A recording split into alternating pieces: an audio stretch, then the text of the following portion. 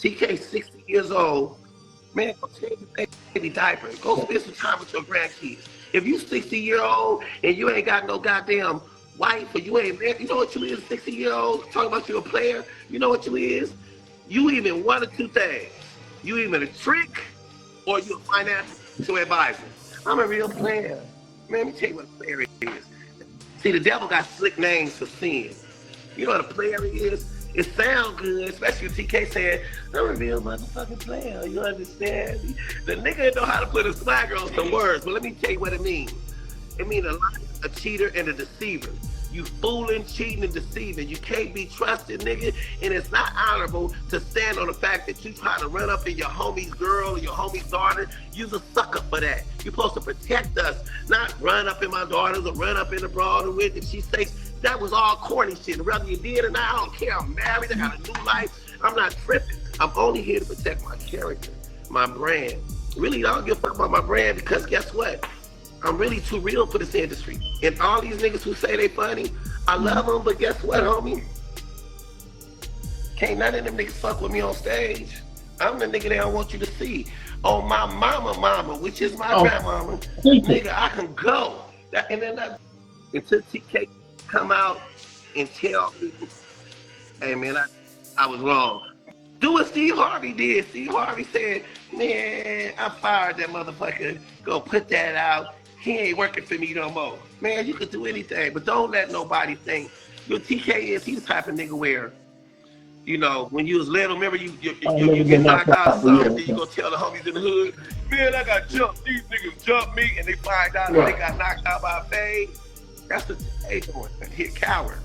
Just tell the truth. And if you would walk to make me think that when you want me to go to Mountain Edge Park to meet you, but you don't pay for $100,000 in the ring, nigga, that makes me think when I was going to Mountain Edge Park, you was gonna have me arrested.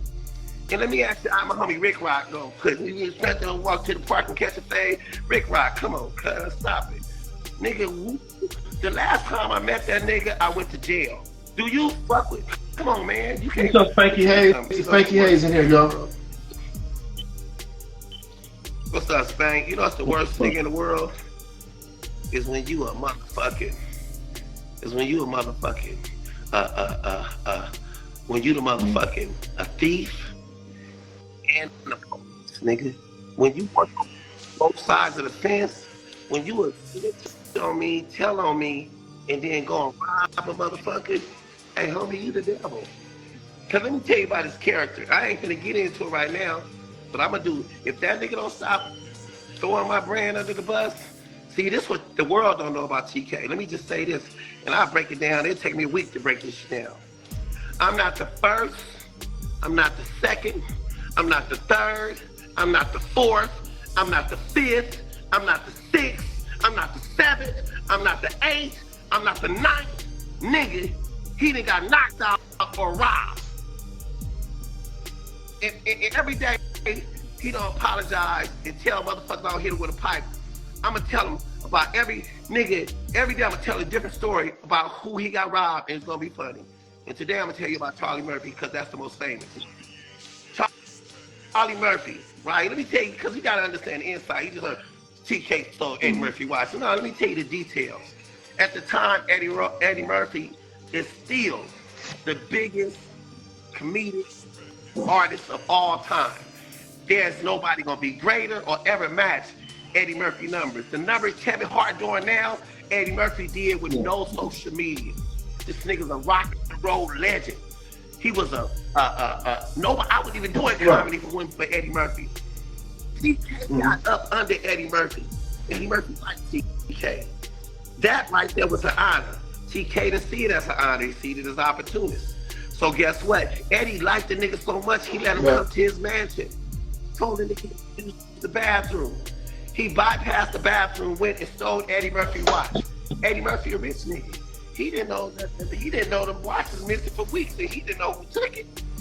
Charlie Murphy go to the club. He go to the club. He sees TK, and he just casually asks, he said, hey, TK, hey, what time is it, man? TK showed Charlie Murphy, told Charlie Murphy what time it was with Eddie Murphy watch. And that was the first time he got knocked the fuck out.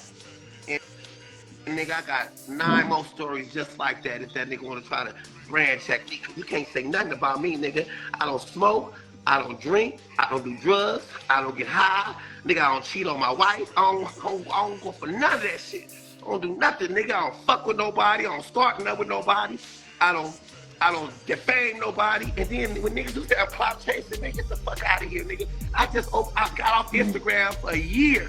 Shut it down. Shut down my Twitter. I ain't had no Twitter. I haven't been on Twitter in 4 years. Shut down my TikTok. Nigga, I was selling my shows off on Facebook, nigga. You know what I mean? Because guess what? My fans already know. I don't need a bunch of motherfuckers know I'm the best at what I do. A nigga that got a lot probably gonna end up with a little or nothing. But guess what? I got a little bit and little, I got a lot. That's why you know I walk with God. And this fight I'm in with TK, it's really no fight, because the truth don't lie. The truth, that's why he hopped off. He didn't want to be bothered with it. Nigga can't fucking nigga. He don't look bad. Well, he not funny. Right. He can't beat me up. Nigga can't do nothing to me, nigga. But I still look up to him and I still respect him. Right. And I love where he came from. I love his story. You know what I mean? He the greatest hustler of all time. He just got to change the nature of his heart. But if I had an opportunity, would I be his friend? Nah, not really. Because I don't like the way you move. But I would never harm you or hurt you because I love you like that. You know what I mean? And I love you enough to say I love you, but I would never harm you or hurt you. You know what I'm saying? And I wasn't trying to harm you or hurt you then. I was just trying to get some respect. You know what I mean? And then that's the first time I was trying to get respect. The second time is because you ratted on me. So I always had, I never been a shit starter because I remember one time one of my ex-partners, he talking about you think you tough. That hurt my feelings. I said, nigga, I'm not tough, nigga. I'm here because I'm nice and I'm a good person and I'm loyal to my wife and I'm decent with my mama and I'm cool with some of my kids. You know what I'm saying? So, you know, some of my kids. Because everybody get their own thing, you know what I'm saying? But, Gooch, man, but if TK don't, man, because guess what, homie? When the smoke blow, they can see, me and Terrence Crawford is a lot alike, right?